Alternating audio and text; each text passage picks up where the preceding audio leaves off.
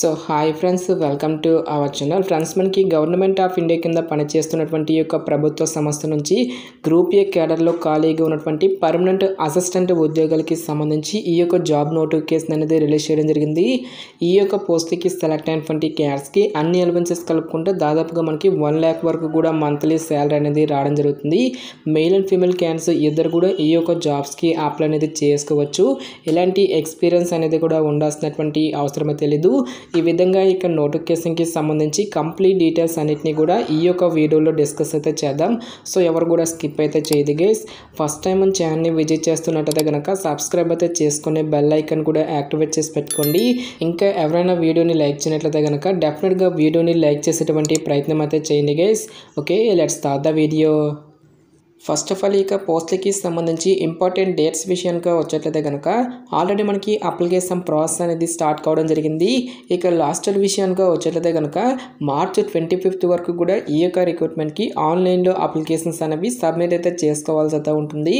So ఇక పోస్ట్కి సంబంధించి అప్లై లింక్స్ అన్నిటిని కూడా వీడియో డిస్క్రిప్షన్లోను కామెంట్ సెక్షన్ అయితే ప్రొవైడ్ అయితే చేస్తాం గైస్. నెక్స్ట్ ఈ యొక్క పోస్ట్లకి ఎవరెవరు అప్లై చేసుకోవచ్చు అని చూసుకున్నట్టయితే కనుక జస్ట్ మీరు ఇండియన్ సిటిజన్ అయితే సరిపోతుంది గైస్. మీరు ఏ స్టేట్కి చెందిన వారైనా సరే ఈ యొక్క జాబ్స్కి అప్లై అనేది చేసుకోవచ్చు అని చెప్పేసి ఇక్కడ మనకి నేషనాలిటీలోనే క్లియర్గా మెన్షన్ చేయడం జరిగింది. Both male and female candidates ఇద్దరికి కూడా అప్లై చేసుకోవడానికి ఛాన్స్ అనేది కల్పిస్తూ ఉన్నారు.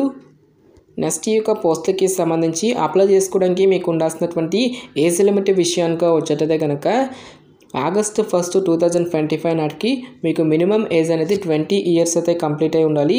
జనరల్ అభ్యర్థులు వచ్చేసరికి 25 years వరకు కూడా అప్లై అనేది చేసుకోవచ్చు.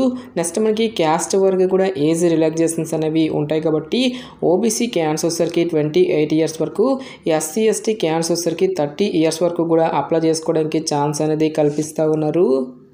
నెక్స్ట్ ఈ యొక్క పోస్ట్కి సంబంధించి అప్లికేషన్ ప్రాసెస్ విషయానికి వచ్చేట్లయితే కనుక ఓన్లీ ఆన్లైన్లోనే అప్లై చేసుకోవాల్సి అయితే ఉంటుంది.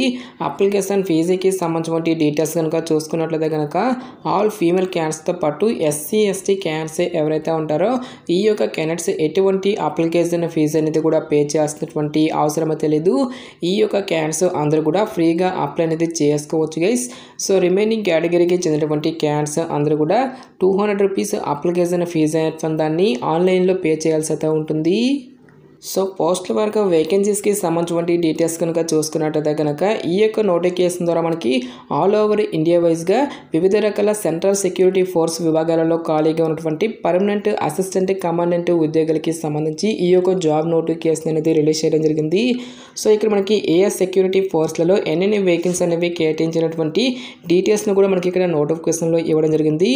బీఎస్ఎఫ్లో వచ్చేసరికి టోటల్గా మనకి 24 వేకెన్సీస్తో పాటు సిఆర్పిఎఫ్ విభాగంలో మనకి 204, సిఐఎస్ఎఫ్ విభాగంలో మనకి 92 వేకెన్సీస్తో పాటు ఐటీబీపీలో మనకి 4 వేకెన్సీస్, ఎస్ఎస్పీలో వచ్చేసరికి టోటల్గా మనకి 33 నెంబర్ ఆఫ్ వేకెన్సీ అనేవి కేటాయించడం జరిగింది. ఈ విధంగా మనకి టోటల్గా 357 వేకెన్సీస్కి సంబంధించి ఈ యొక్క జాబ్ నోటిఫికేషన్ అనేది పబ్లిష్ చేయడం అనేది జరిగింది. So male and female candidates ఇద్దరికి కూడా అప్లై చేసుకోవడానికి ఛాన్స్ అనేది కల్పిస్తూ ఉన్నారు కాబట్టి సో క్వాలిఫికేషన్ ఉన్నటువంటి ప్రతి ఒక్క క్యాండిడేట్ కూడా ఈ యొక్క రిక్రూట్మెంట్కి అప్లై అనేది చేసుకోండి. సో ఇక పోస్ట్కి అప్లై చేసుకోవడానికి మీకు ఉండాల్సినటువంటి ఎసెన్షియల్ ఎడ్యుకేషనల్ క్వాలిఫికేషన్ విద్యా అర్హత విషయానికి వచ్చేట్లయితే కనుక a candidate must hold a bachelor's degree from a university అని చెప్పేసి మెన్షన్ చేయడం జరిగింది. సో మరి ఏదైనా ఒక విభాగంలో జస్ట్ మీరు బ్యాచిలర్స్ డిగ్రీ అనేది కంప్లీట్ చేస్తే సరిపోతుంది గైస్. ఈ యొక్క జాబ్స్కి మనము అప్లై అనేది చేసుకోవచ్చు. సో మీరు బీఎస్సీ చేసినా, బీకామ్ చేసినా, బీటెక్ చేసినా సరే ఈ యొక్క జాబ్స్కి మీరు అప్లై అనేది చేసుకోవచ్చు. సో ఎలాంటి ఎక్స్పీరియన్స్ కానీ ఎటువంటి ఎక్స్ట్రా సర్టిఫికేట్ అంటూ కూడా మనకి ఏమీ కూడా ఉండాల్సినటువంటి అవసరం తెలియదు గైస్. నెక్స్ట్ ఈ యొక్క పోస్ట్లకి సంబంధించి సెలక్షన్ ప్రాసెస్ అనేది ఏ విధంగా ఉంటుంది అని చూసుకున్నట్లయితే కనుక టోటల్గా మనకి 5 స్టేజెస్లో ఈ యొక్క వేకెన్సీస్కి ఎంపిక అనేది చేయడం జరుగుతుంది. స్టేజ్ 1లో మనకి కంప్యూటర్ బేస్డ్ ఎగ్జామినేషన్ అనేది కండక్ట్ చేయడం జరుగుతుంది. సో ఎగ్జామినేషన్కి సంబంధించిన డేట్స్ అనేవి కూడా మనకి ఇక్కడ ఇవ్వడం జరిగింది. సో August 3rd మనకి ఈ యొక్క పోస్ట్లకి సంబంధించి ఎగ్జామినేషన్ అనేది కండక్ట్ చేసేటువంటి ఛాన్స్ అనేది ఉంది అని చెప్పేసి ఇక్కడ మనకి రిక్రూట్మెంట్ నోటిఫికేషన్లోనే క్లియర్గా మెన్షన్ చేయడం జరిగింది. సో పేపర్ 1 వచ్చేసరికి మనకి మార్నింగ్ సెక్షన్లోను, పేపర్ 2 వచ్చేసరికి మనకి ఆఫ్టర్నూన్ సెక్షన్లో కండక్ట్ చేస్తామని చెప్పేసి ఇక్కడ మనకి నోటిఫికేషన్లోనే క్లియర్గా ఇవ్వడం జరిగింది. సో టాపిక్స్ కనుక చూసుకున్నట్లయితే కనుక పేపర్ 1 వచ్చేసరికి టోటల్గా మనకి 250 మార్క్స్కి సంబంధించి ఈ యొక్క ఎగ్జామినేషన్ అనేది కండక్ట్ చేయడం జరుగుతుంది. జనరల్ ఎబిలిటీ అండ్ ఇంటెలిజెన్స్కి రిలేటెడ్గా మనకి ఈ యొక్క క్వశ్చన్స్ అనేవి రావడం జరుగుతుంది guys. Only English and Hindi లాంగ్వేజ్లో మాత్రమే మనకి ఈ యొక్క క్వశ్చన్స్ అనేవి రావడం జరుగుతుంది. ఎవరైతే ఇక పేపర్ 1ని క్లియర్ చేసినటువంటి క్యాండిడేట్స్కి ఫర్దర్గా మనకి పేపర్ 2 అనేది కూడా కండక్ట్ చేయడం జరుగుతుంది. పేపర్ 2లో మనకి జనరల్ స్టడీస్, ఎస్ఐ అండ్ కాంప్రిహెన్షన్కి రిలేటెడ్గా 200 మార్క్స్కి సంబంధించి ఈ యొక్క టెస్ట్ అనేది కండక్ట్ చేయడం జరుగుతుంది. ఈచ్ వన్ కరెక్ట్ ఆన్సర్కి ఇక్కడ మనకి 1 మార్క్ అనేది కేటాయిస్తారు. దీంతో పాటుగా మనకి 1/4 నెగిటివ్ మార్కింగ్ అనేది కూడా ఉంటుంది గైస్. సో 4 మిస్టేక్స్కి 1 మార్క్ అనేది డిడక్ట్ చేయడం జరుగుతుందని చెప్పేసి ఇక్కడ మనకి జాబ్ డీటెయిల్స్లోనే క్లియర్గా మెన్షన్ చేయడం జరిగింది.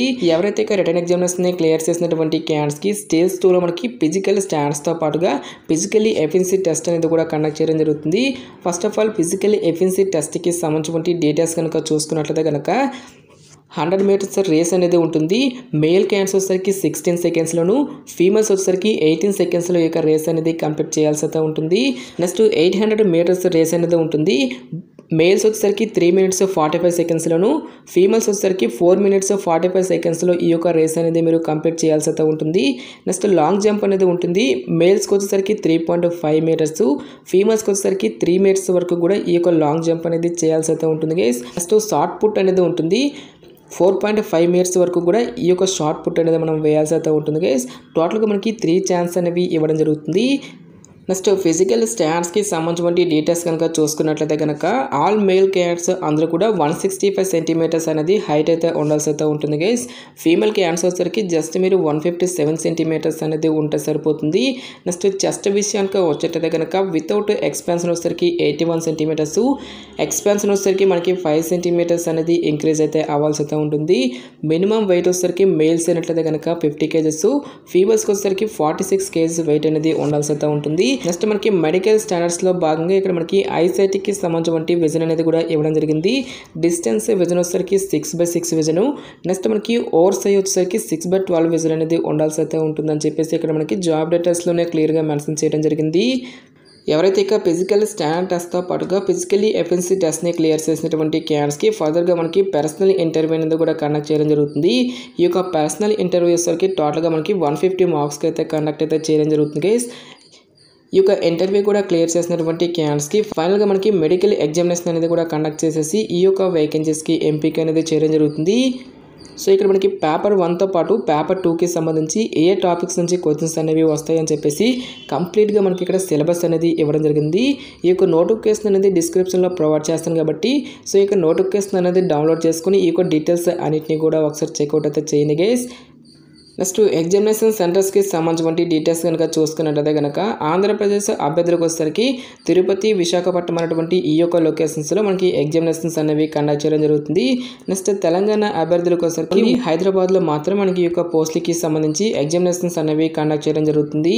సో ఇక జాబ్ నోటిఫికేషన్ అనేది మనకి ఎక్కడి నుంచి వచ్చింది అని చూసుకున్నట్లయితే కనుక యూనియన్ పబ్లిక్ సర్వీస్ కమిషన్ నుంచి అఫీషియల్గా రిలీజ్ అయినటువంటి యొక్క పర్మనెంట్ అసిస్టెంట్ కమాండెంట్స్ ఉద్యోగాలకి సంబంధించిన job notification details, interest eligible candidates డెఫినెట్గా ఈ యొక్క రిక్రూట్మెంట్కి అప్లై అనేది చేసుకోండి.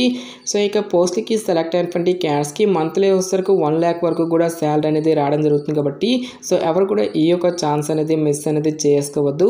నెక్స్ట్ ఈ యొక్క పోస్ట్కి సెలెక్ట్ అయినటువంటి క్యాండిడేట్స్కి ఇనిషియల్గా జాబ్ పోస్టింగ్ అనేది మనకి అదర్ స్టేట్స్లో వచ్చినప్పటికీ కూడా సో ప్రొబేషన్ పీరియడ్ అనేది కంప్లీట్ అయిన తర్వాత మన యొక్క సొంత రాష్ట్రాలకి కూడా ట్రాన్స్ఫర్ అనేది కూడా చేసుకోవచ్చు కాబట్టి సో ఎవరు కూడా ఈ యొక్క ఛాన్స్ అనేది మిస్ అనేది చేసుకోవద్దు.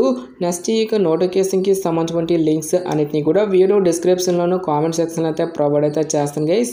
ఇంకా ఈ యొక్క నోటిఫికేషన్కి సంబంధించి మీకు ఎటువంటి డౌట్స్ వచ్చినా సరే నాకు కామెంట్ సెక్షన్లో కామెంట్ అయితే చేయండి. ఎటువంటి మరిన్ని జాబ్ అప్డేట్స్ కోసం మన ఛానల్ని సబ్స్క్రైబ్ చేసుకునే బెల్ ఐకాన్ కూడా యాక్టివేట్ చేసి పెట్టుకోండి. సో ఇది ఫ్రెండ్స్ ఇవాళ వీడియో. రేపు మరొక మంచి జాబ్ అప్డేట్తో మళ్ళీ మీ ముందుకు రావడం జరుగుతుంది. Thanks for watching this video.